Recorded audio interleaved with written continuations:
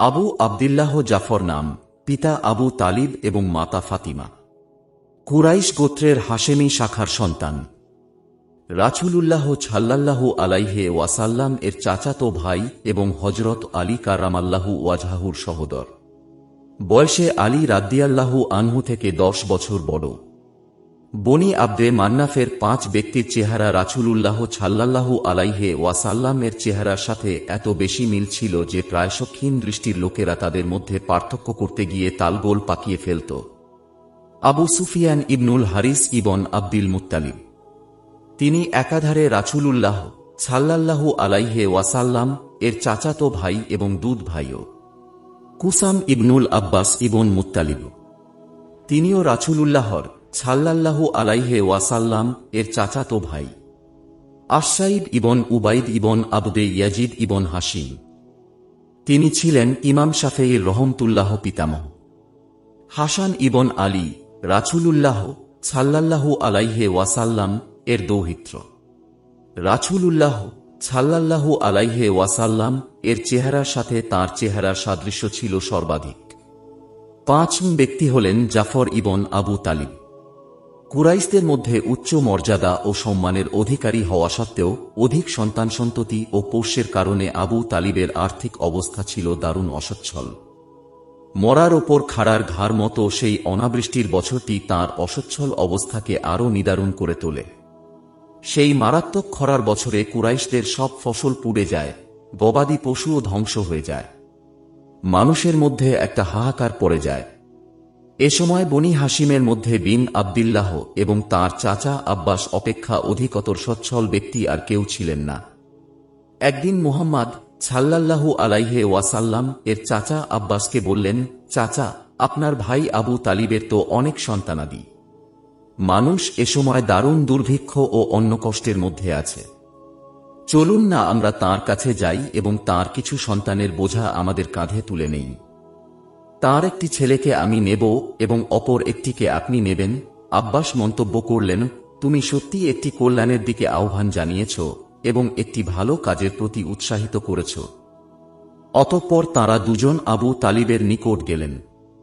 বললেন, আমরা এসেছি আপনার পরিবারের কিছু বোঝা লাঘব করতে, যাতে মানুষ যে দুর্ভিক্ষে নিপতিত হয়েছে তা থেকে আপনি কিছুটা মুক্তি পান। আবু তালিব বললেন, আমার জন্য আকিলকে, আকিল ইবন আবু তালিব, রেখে তোমরা যা খুশি তাই করতে পারো। অতঃপর মুহাম্মদ সাল্লাল্লাহু আলাইহি ওয়াসাল্লাম নিলেন আলীকে এবং আব্বাস জাফরকে। আলী প্রতিপালিত হতে লাগলেন মুহাম্মদ সাল্লাল্লাহু আলাইহি ওয়াসাল্লাম এর তত্ত্বাবধানে। অতঃপর আল্লাহ তাআলা মুহাম্মদ সাল্লাল্লাহু আলাইহি ওয়াসাল্লাম কে নবুয়ত দান করেন এবং যুবকদের মধ্যে আলী তাঁর ওপর প্রথম ঈমান আনার সৌভাগ্য অর্জন করেন। অন্যদিকে জাফর তাঁর চাচা আব্বাসের নিকট প্রতিপালিত হয়ে যৌবনে পদার্পণ করেন এবং ইসলাম গ্রহণ করে স্বনির্ভর হন। জাফর ইবন আবু তালিব ও তাঁর সহধর্মিনী আসমা বিনতু উমাইস ইসলামী নূরের কাফিলার যাত্রাপথেই তাতে যোগদান করেন। তাঁরা দুজনই হযরত সিদ্দিকে আকবরের হাতে রাসূলুল্লাহ সাল্লাল্লাহু আলাইহি ওয়াসাল্লাম দারুল আরকামে প্রবেশের পূর্বেই ইসলাম গ্রহণ করেন। দারুল আরকাম মক্কার একটি গৃহ, দারুল ইসলাম নামেও প্রসিদ্ধ। গৃহটি আরকাম ইবন আব্দে মান্নাফ আল মাকজুমির। মক্কায় রাসূল সাল্লাল্লাহু আলাইহি ওয়াসাল্লাম এ বাড়ি থেকে মানুষকে ইসলামের দাওয়াত দিতেন। একদিন আবু তালিব দেখতে পেলেন রাসূলুল্লাহ সাল্লাল্লাহু আলাইহি ওয়াসাল্লাম পাশে দাঁড়িয়ে আলী নামাজ আদায় করছেন। এ দৃশ্য আবু তালিবের খুবই ভালো লাগল। পাশেই দাঁড়ানো জাফরের দিকে তাকিয়ে তিনি বললেন, জাফর, তুমিও তোমার চাচাতো ভাই মুহাম্মদ সাল্লাল্লাহু আলাইহি ওয়াসাল্লাম এর এক পাশে দাঁড়িয়ে যাও। জাফর রাসূলুল্লাহ সাল্লাল্লাহু আলাইহি ওয়াসাল্লাম বাম দিকে দাঁড়িয়ে সেদিন নামাজ আদায় করেন। এ ঘটনা জাফরের মনে দারুণ প্রতিক্রিয়া সৃষ্টি করে। এর অল্প কিছু দিনের মধ্যেই তিনি ইসলাম গ্রহণ করেন। তার পূর্বে মাত্র 31 কি 32 জন ইসলাম গ্রহণ করেছিলেন। প্রথম যুগের মুসলমানরা যেসব দৈহিক ও মানসিক কষ্ট ভোগ করেছিল তা সবই এ হাশেমি যুবক ও তার যুবতী স্ত্রী ভোগ করেছিলেন। কিন্তু কখনো তাঁরা ধৈর্যহারা হননি। তাঁরা জানতেন জান্নাতের পথ বন্ধুর ও কণ্টাকাকীর্ণ। তবে যে বিষয়টি তাদের অন্যান্য দিনী ভাইদের মতো তাদেরকেও পীড়া দিত এবং ভাবিয়ে তুলত তা হল ইসলামী অনুশাসনগুলি পালনে এবং এক আল্লাহর ইবাদতে কুরাইশদের প্রতিবন্ধকতা সৃষ্টি। প্রতিটি ক্ষেত্রেই কুরাইশরা তাদের জন্য ওঁট পেতে থেকে এক শ্বাসরুদ্ধকর পরিবেশ গড়ে তুলত। এমনি এক মুহূর্তে জাফর ইবন আবু তালিব, তাঁর স্ত্রী এবং আরও কিছু সাহাবা রাসূলুল্লাহর সাল্লাল্লাহু আলাইহি ওয়াসাল্লাম এর নিকট হাবশায় হিজরতের অনুমতি চাইলেন। অত্যন্ত বেদনা ভারাক্রান্ত হৃদয়ে তিনি তাদের অনুমতি দিলেন। ব্যাপারটি তার কাছে এত কষ্টদায়ক ছিল এজন্য যে এসব সৎ ও পবিত্রাত্মা লোক তাদের প্রিয় জন্মভূমি, শৈশব, কৈশোর ও যৌবনের চারণভূমি ছেড়ে যেতে বাধ্য হচ্ছে শুধু এ কারণে যে তারা বলে আমাদের প্রতিপালক আল্লাহ। তাছাড়া অন্য কোন অপরাধে তারা অপরাধী নয়। তারা দেশত্যাগ করছে, তাদের ওপর জুলুম উৎপীড়ন চলছে, আর তিনি নিতান্ত অসহায়ভাবে তা তাকিয়ে দেখছেন। মুহাজিরদের প্রথম দলটি জাফর ইবন আবু তালিবের নেতৃত্বে হাবশায় উপনীত হলেন। সেখানে তাঁরা সৎ ন্যায়নিষ্ঠ নাজ্জাশীর দরবারে আশ্রয় লাভ করলেন।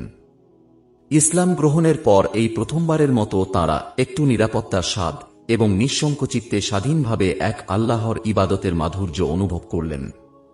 মুসলমানদের এ দলটির হাবশায় হিজরত এবং সেখানে বাদশার দরবারে আশ্রয় ও নিরাপত্তা লাভের ব্যাপারে কুরাইশরা অবহিত ছিল। তারা তাদেরকে হত্যা অথবা ফিরিয়ে আনার জন্য ষড়যন্ত্র আরম্ভ করল।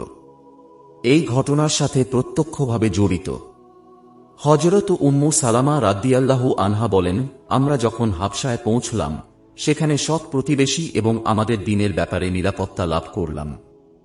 আমাদের প্রতিপালক আল্লাহ তাআলার ইবাদাতের ব্যাপারে আমরা কোনো প্রকার জুলম অত্যাচারের সম্মুখীন হলাম না, অথবা আমাদের অপছন্দনীয় কোনো কথাও আমরা শুনলাম না।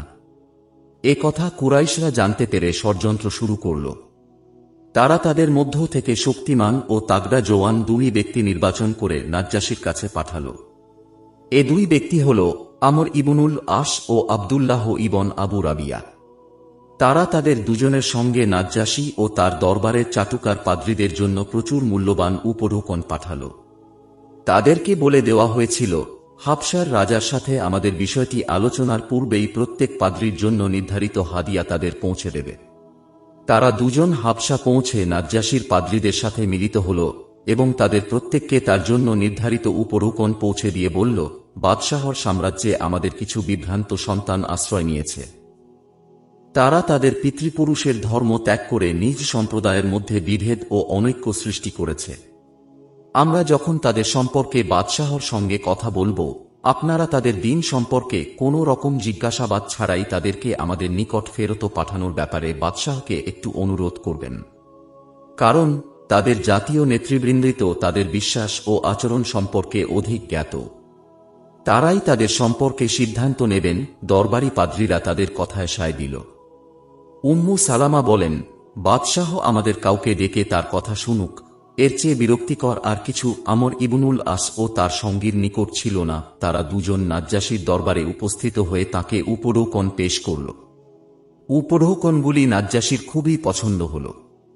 তিনি সেগুলির ভূয়সী প্রশংসা করলেন।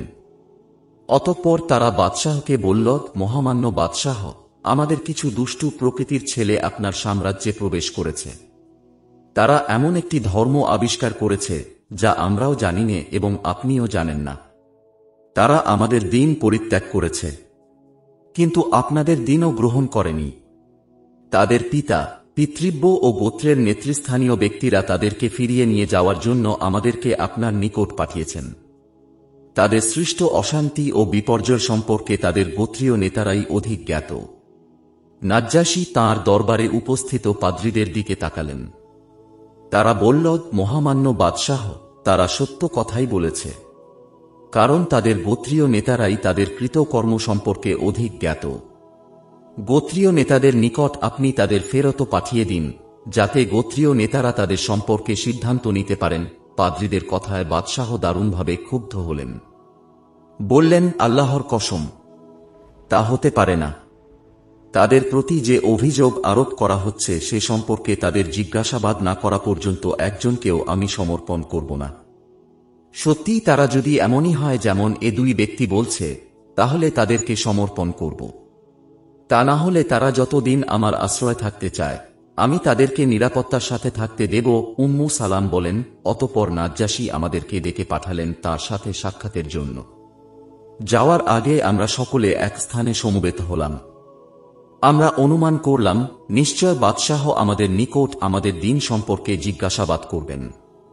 তাই আমরা সিদ্ধান্ত নিলাম যা আমরা বিশ্বাস করি তা প্রকাশ করে দেব। আর সবার পক্ষ থেকে জাফর ইবন আবু তালিব কথা বলবেন, অন্য কেউ কোনো কথা বলবে না। উম্মু সালামা বলেন, অতঃপর নাজ্জাশীর নিকট গিয়ে দেখতে পেলাম তিনি তাঁর সকল পাদ্রীদের ডেকেছেন। তারা তাদের বিশেষ অভিজাত পোশাক পরে সাথে ধর্মীয় গ্রন্থসমূহ মেলে ধরে বাদশাহর ডান ও বাম দিকে বসে আছে। আমর ইবনুল আস ও আব্দুল্লাহ ইবন আবু রাবিয়াকেও আমরা বাদশাহর নিকট দেখতে পেলাম।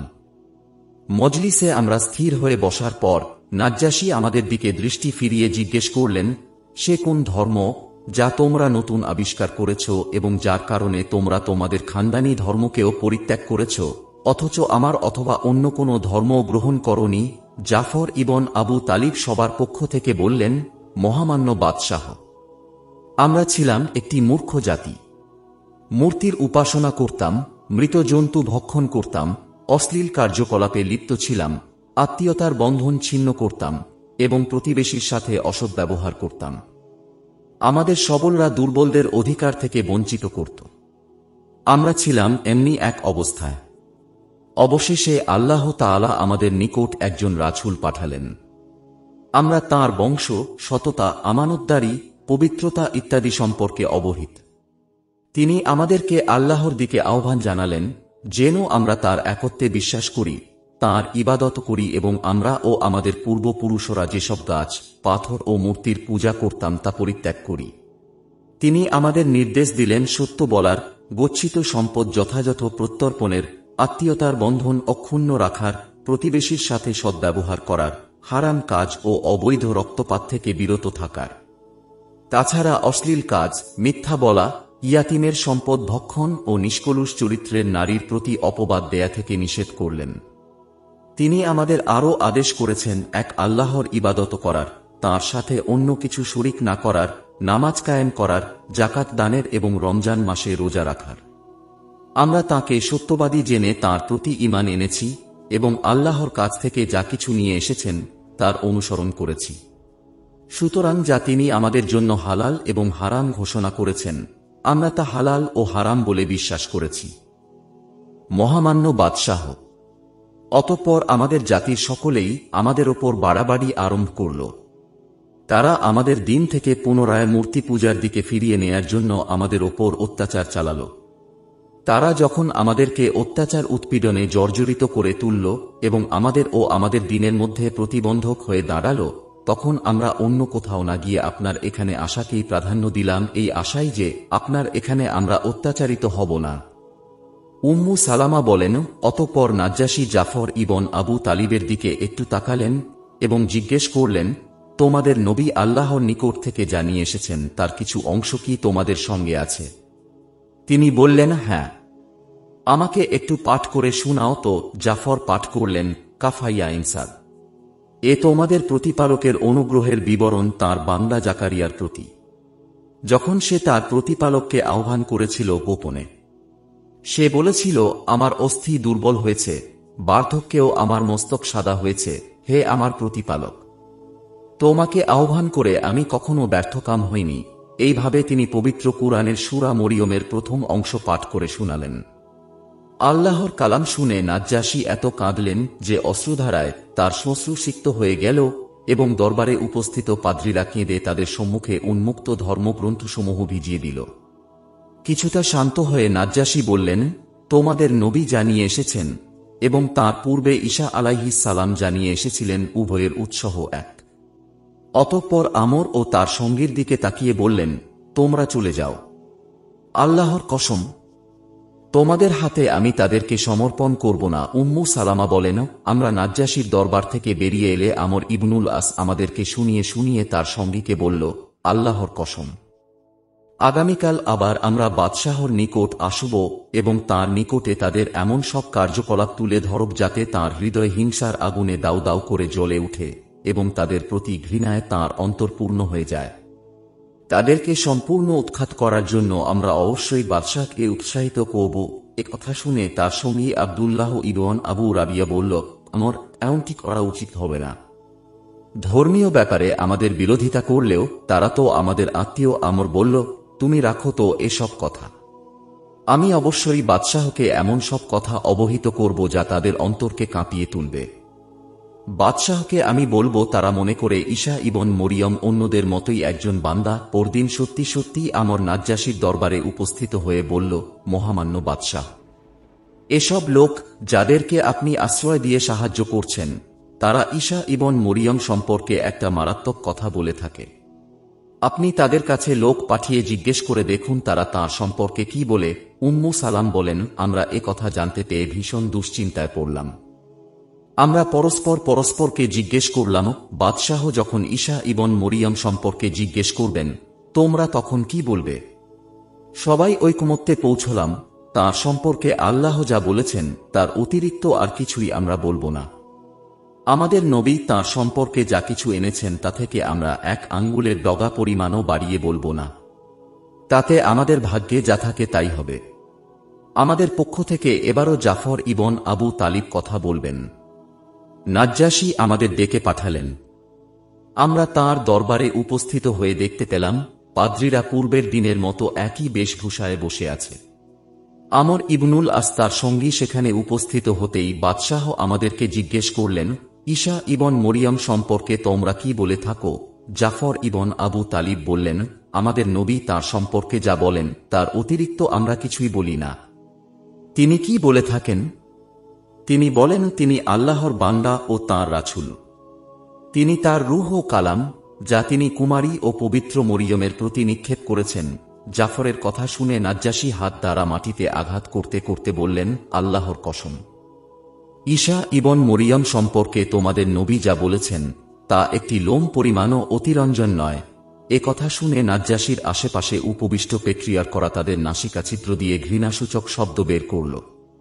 বাদশাহ বললেন, তা তোমরা যতই ঘৃণা করো না কেন। তারপর তিনি আমাদের দিকে তাকিয়ে বললেন, যাও, তোমরা স্বাধীন ও নিরাপদ।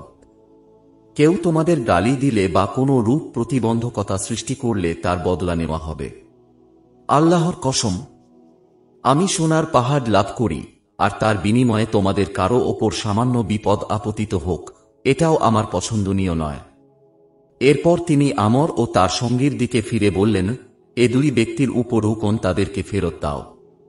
আমার সেগুলি প্রয়োজন নেই। উম্মু সালামা বলেন, এভাবে আমর ও তাঁর সঙ্গীর ষড়যন্ত্র ব্যর্থ হল এবং তারা ভগ্ন হৃদয়ে পরাজিত ও হতাশ অবস্থায় দরবার থেকে বের হয়ে গেল। আর আমরা উত্তম বাসগৃহে সম্মানিত প্রতিবেশীর মতো নাজ্জাশীর নিকট বসবাস করতে লাগলাম। অতঃপর জাফর ইবন আবু তালিব ও তাঁর সহধর্মিনী নাজ্জাশীর আশ্রয়ে সম্পূর্ণ নিরাপদ ও নিশ্চিন্তে পূর্ণ 10টি বছর অতিবাহিত করেন। 7ম হিজরিতে তাঁরা দুজন এবং আরও কিছু মুসলমান হাবশা থেকে ইয়াসরিবের মদিনা দিকে রওনা হলেন। তাঁরাও মদিনায় পৌঁছলেন। আর এদিকে রাসূল সাল্লাল্লাহু আলাইহি ওয়াসাল্লাম খাইবার বিজয় শেষ করে মদিনায় প্রত্যাবর্তন করলেন। রাসূল সাল্লাল্লাহু আলাইহি ওয়াসাল্লাম জাফরকে দেখে এত খুশি হলেন যে তাঁর দুচোখের মাঝখানে চুমু দিয়ে বললেন, আমি জানি না খাইবার বিজয় আর জাফরের আগমন দুটির কোনটির কারণে আমি বেশি খুশি। সাধারণভাবে সমগ্র মুসলিম সমাজ এবং বিশেষভাবে গরিব মুসলমানদের আনন্দ ও খুশি জাফরের আগমনে রাসূলুল্লাহ সাল্লাল্লাহু আলাইহি ওয়াসাল্লাম থেকে বিন্দুমাত্র কম ছিল না। কারণ জাফর ছিলেন গরিব ও মিসকিনদের প্রতি ভীষণ দয়ালু ও সহানুভূতিশীল। এ কারণে তাকে ডাকা হতো আবুল মাসাকিন বা মিসকিনদের পিতা বলে।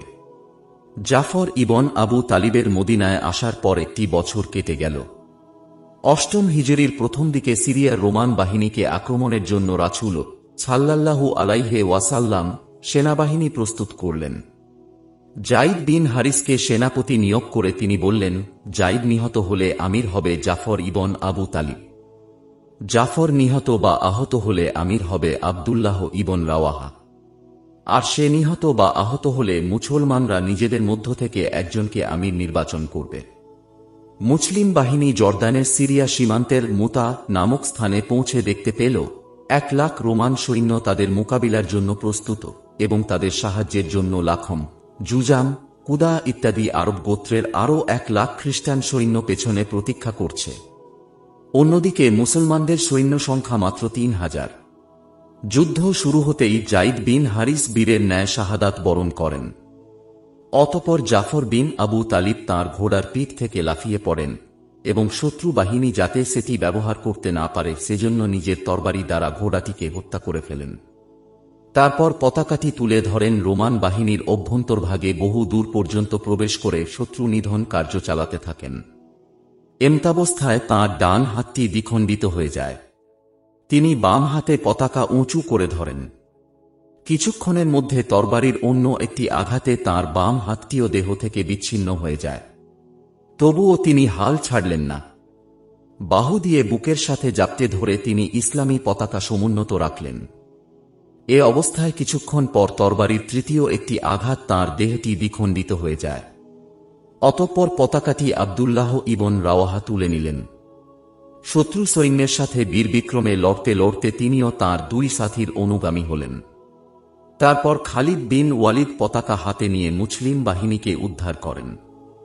এ যুদ্ধে হযরত আব্দুল্লাহ ইবন উমারও অংশগ্রহণ করেছিলেন। তিনি বলেন, জাফরের লাশ তালাশ করে দেখা গেল শুধু তাঁর সামনের দিকেই 50টি ক্ষতচিহ্ন। সারা দেহে তাঁর 90টিরও বেশি ক্ষত ছিল, কিন্তু তার একটিও পেছন দিকে ছিল না। এতিম সেনাপতির শাহাদাতের খবর শুনে রাসূল সাল্লাল্লাহু আলাইহি ওয়াসাল্লাম দারুণভাবে ব্যথিত হন। বেদনা ভরাক্রান্ত হৃদয়ে তিনি তাঁর চাচাতো ভাই জাফরের বাড়িতে যান। তখন তাঁর স্ত্রী আসমা স্বামীকে অভ্যর্থনা জানানোর জন্য প্রস্তুতি নিচ্ছেন। তিনি রুটির জন্য আটা বানিয়ে রেখেছেন, ছেলে মেয়েদের গোসল করিয়ে তেল মাখিয়েছেন এবং তাদেরকে নতুন পোশাক পরিয়েছেন। আসমা বলেন, পাতলা ও পরিষ্কার একখানা কাপড় দিয়ে পবিত্র মুখমণ্ডল ঢেকে রাসূল সাল্লাল্লাহু আলাইহি ওয়াসাল্লাম কে আমাদের বাড়ির দিকে আসতে দেখে আমার মনে নানারকম ভীতি ও শঙ্কার উদয় হল। কিন্তু খারাপ কিছু শুনতে হয় এ ভয়ে আমি তাকে জাফর সম্পর্কে কিছু জিজ্ঞেস করতে সাহস পাচ্ছিলাম না। কুশলাদি জিজ্ঞেস করার পর তিনি বললেন, জাফরের ছেলে মেয়েদের আমার কাছে নিয়ে এসো। আমি তাদেরকে ডাকলাম। তারা খুশিতে বাগবাগ হয়ে কে আগে রাসূল সাল্লাল্লাহু আলাইহি ওয়াসাল্লাম এর নিকট পৌঁছবে এরূপ একটা প্রতিযোগিতা নিয়ে দৌড় দিল। রাসূল সাল্লাল্লাহু আলাইহি ওয়াসাল্লাম তাদেরকে জড়িয়ে ধরে চুমু দিতে লাগলেন। তখন তাঁর দুচোখ দিয়ে অঝরে অশ্রু গড়িয়ে পড়ছিল। আমি বললাম, ইয়া রাসূলাল্লাহ, আমার মা বাবা আপনার প্রতি কুরবান হোক। আপনি কাঁদছেন কেন? জাফর ও তার সঙ্গী দুজনের কোনো দুঃসংবাদ পেয়েছেন কি? তিনি বললেন, হ্যাঁ, আজই তারা শাহাদাত বরণ করেছেন। আর সেই মুহূর্তে ছোট্ট ছেলে মেয়েদের মুখের হাসি বিলীন হয়ে গেল। যখন তারা শুনতে পেল তাদের মা কান্না ও বিলাপ করছে, তারা নিজ নিজ স্থানে পাথরের মতো এমন স্থির হয়ে গেল যেন তাদের মাথার ওপর পাখি বসে আছে। প্রতিবেশী মহিলারা এসে আসমার পাশে ভিড় করল। রাসূল সাল্লাল্লাহু আলাইহি ওয়াসাল্লাম চোখ মুছতে মুছতে বেরিয়ে গেলেন। বাড়িতে পৌঁছে আজওয়াজে মুতাহারাতকে বললেন, আজ তোমরা জাফরের পরিবার বর্গের প্রতি একটু নজর রেখো। তারা আজ চেতনাহীন হযরত জাফরের শাহাদাতের পর দীর্ঘদিন ধরে রাসূল সাল্লাল্লাহু আলাইহি ওয়াসাল্লাম শোকাভিভূত ও বিমর্ষ ছিলেন। অবশেষে হযরত জিব্রাইল আলাইহিস সালাম তাকে সুসংবাদ দান করেন যে আল্লাহ তাআলা জাফরকে তাঁর 2টি কর্তিত হাতের পরিবর্তে নতুন 2টি রক্তরাঙা হাত দান করেছেন এবং তিনি জান্নাতে ফেরেশতাদের সাথে উড়ে বেড়াচ্ছেন। এ কারণে তাঁর উপাধি হয় জুলজানাহাইন ও তাইয়ার, 2 ডানাওয়ালা ও উড়ন্ত। ইবন সাদ তাঁর তাবাকাতে বর্ণনা করেন, যায়েদ বিন হারিস, জাফর ইবন আবু তালিব ও আব্দুল্লাহ ইবন রাওয়াহার শাহাদাতের খবর শুনে রাসূলুল্লাহ সাল্লাল্লাহু আলাইহি ওয়াসাল্লাম উপস্থিত লোকদের উদ্দেশ্যে তাদের পরিচয় তুলে ধরে প্রশংসা করে এক সংক্ষিপ্ত খুতবা দেন এবং দুয়া করেন, হে আল্লাহ, আপনি যায়েদকে ক্ষমা করুন। হে আল্লাহ, আপনি যায়েদকে ক্ষমা করুন। হে আল্লাহ, আপনি জাফর ও আব্দুল্লাহ ইবন রাওয়াহাকে মাফ করে দিন। ইমাম আহমদ আব্দুল্লাহ ইবন আসলাম থেকে বর্ণনা করেন, রাসূলুল্লাহ সাল্লাল্লাহু আলাইহি ওয়াসাল্লাম জাফরকে বলতেন, সিরাত ও সুরাত, চরিত্র ও দৈহিক গঠনে তুমি আমার মতো। হযরত জাফর ছিলেন গরিব মিসকিনদের প্রতি অত্যন্ত সদয়। আবু হুরায়রা বলেন, আমাদের মিসকিন সম্প্রদায়ের জন্য জাফর ইবন আবু তালিব ছিলেন সর্বোত্তম ব্যক্তি। তিনি আমাদেরকে সঙ্গে করে তাঁর গৃহে নিয়ে যেতেন, যা কিছু তাঁর কাছে থাকত তা আমাদের খাওয়াতেন। যখন তাঁর খাবার শেষ হয়ে যেত তখন তাঁর ছোট্ট শূন্য ঘিয়ের মশকটি বের করে দিতেন। আমরা তা ফেঁড়ে ভেতরে যা কিছু লেগে থাকত চেটেপুটে খেতাম। রাসূলুল্লাহ সাল্লাল্লাহু আলাইহি ওয়াসাল্লাম বলতেন, আমার আগে যত নবী এসেছেন তাদের মাত্র 7 জন বন্ধু দেওয়া হয়েছিল, কিন্তু আমার বিশেষ বন্ধুর সংখ্যা 14 এবং জাফর তার একজন।